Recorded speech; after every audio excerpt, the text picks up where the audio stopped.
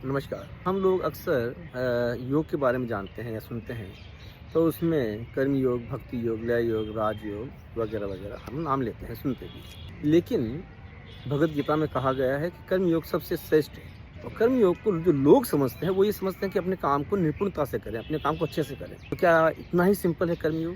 शायद इतना सिंपल होता तो सबसे ऊपर नहीं होता। इससे आसान तो अष्टांग योग है, इससे आसान तो हठ योग है, और आप जो आसन वासन करते हैं वो तो बहुत ही मामूली सी बात है। तो फिर ये कर्म योग है क्या? तो कर्म योग 3 चीज़ों की आवश्यकताओं के बिना पूरा नहीं होता है। वो 3 चीज़ें कौन कौन सी हैं?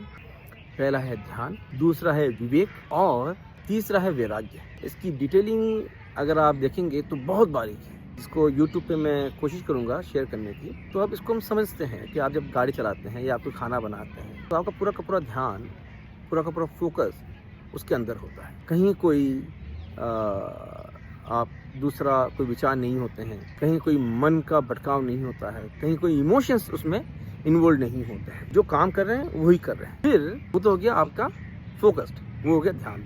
फिर होता है विवेक, क्यों कर रहे हैं, करना चाहिए या नहीं करना चाहिए, और विवेकपूर्ण करना चाहिए या आप अविवेकपूर्ण कर रहे हैं। ये काम तो आप कई बार गुस्से में भी करते हैं, ईर्ष्या में भी करते हैं, जलन में भी करते हैं, और कई बार मोहब्बत में भी करते हैं, लेकिन वो विवेकपूर्ण है या नहीं, ये एक सवाल रहता है। तीसरी बात आती है कि क्या वो काम जो कर रहे हैं वो आप अपनी इच्छा पूर्ति के लिए कर रहे हैं, या आपका कोई लालच या आपका कोई अहंकार उसमें छुपा हुआ है। तो वैराग्य यहाँ काम आता है। बिना वैराग्य के आप कोई भी कर्म योग नहीं कर सकते। तो ये बड़ी छोटी सी चीज़ बताई भगवान कृष्ण ने कि कर्म योग सबसे उत्तम है, लेकिन ये जो इसके कॉजेज हैं उसके बिना कर्म योग नहीं होता है। तो कर्म योग करने से आप श्रेष्ठ योगी हैं ये तो हम जानते हैं, लेकिन कर्म योग ही सबसे मुश्किल है, ये मैं आप बता देता हूँ। जब तक देने की भावना नहीं हो आपका कर्म योग नहीं होता है। जहाँ सिर्फ लेने की इच्छा हो वो कर्म योग में नहीं आता। इसकी डिटेलिंग मैं आपको यूट्यूब पे कोशिश करूँगा बड़ा लंबा वीडियो बनाने की। अभी इतना ही। नमस्कार।